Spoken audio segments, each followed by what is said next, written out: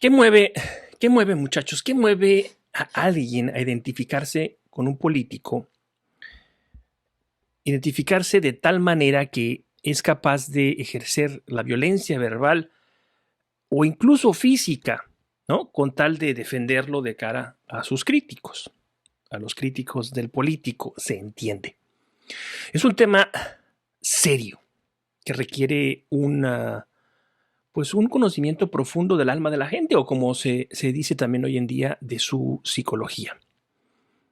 Este tipo de personajes ¿saben qué? Son un poco huérfanos, son como animalitos heridos que se sienten desvalidos y que necesitan guarecerse debajo de una figura de autoridad que los tranquilice, que les otorgue cierto sosiego.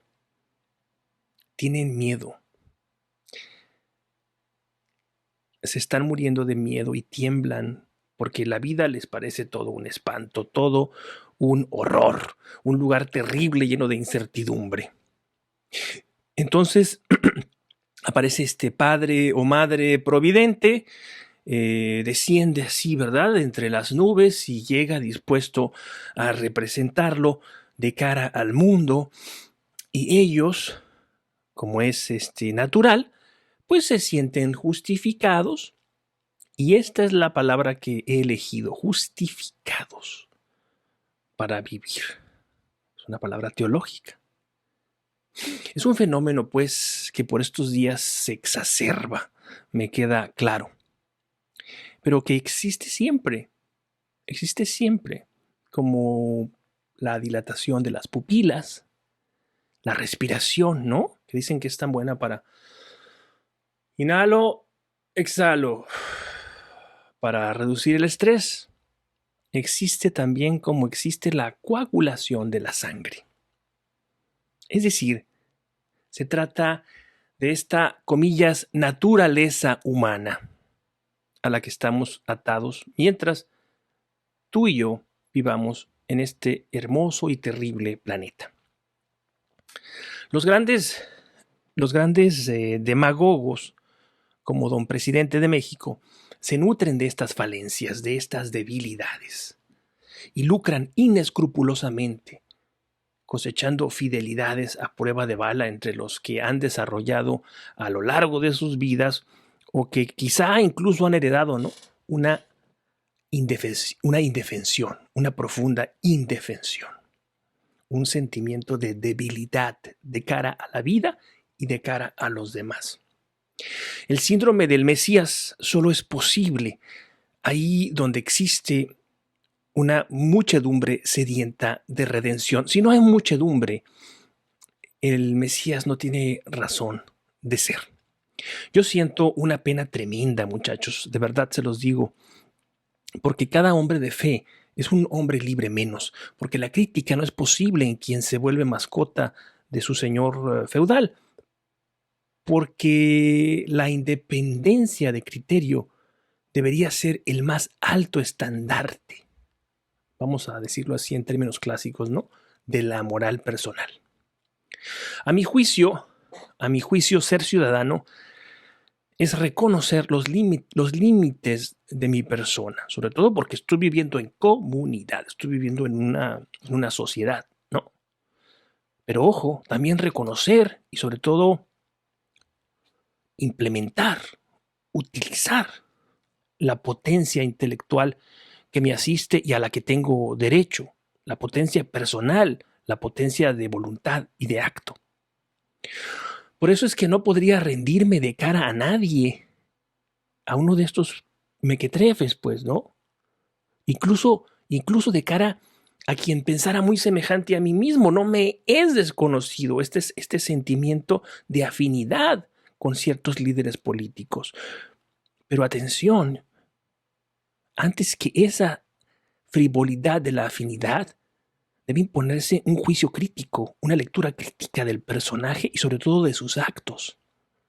El poder público, muchachos, el poder del gobierno debe ser evaluado y acotado. Incluso cuando ese gobierno está encarnado o es encarnado por gente afín a mi forma de pensar.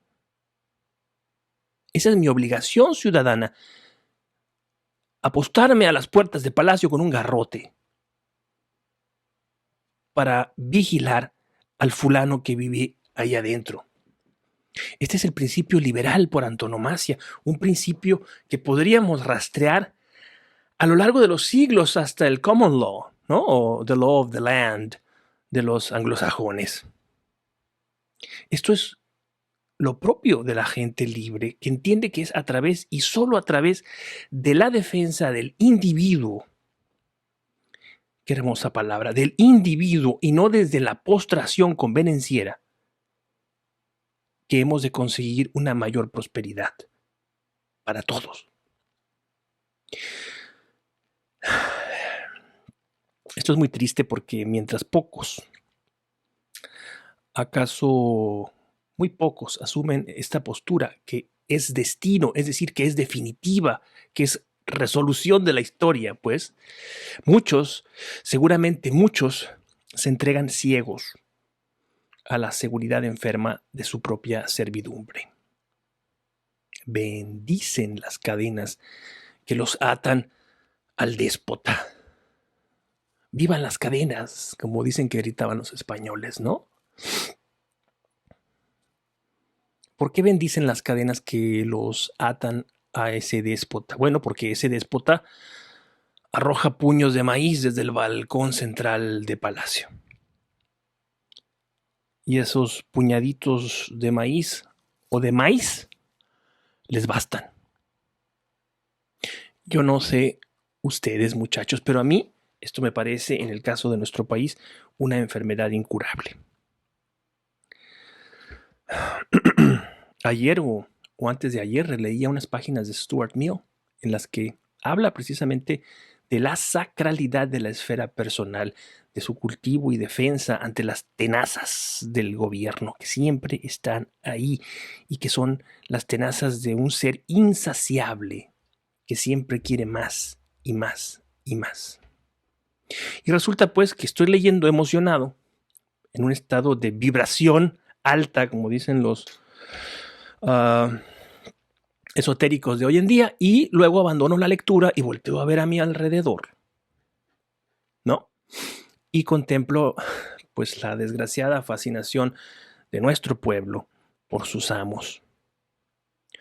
Me importa poco, ¿sabes? Me importa poco. Moriré luchando contra ello, en acto y en palabra. Total, el tiempo que me queda es cada vez menos y yo no veo una mejor manera de gastarlo. Hasta pronto. Chao.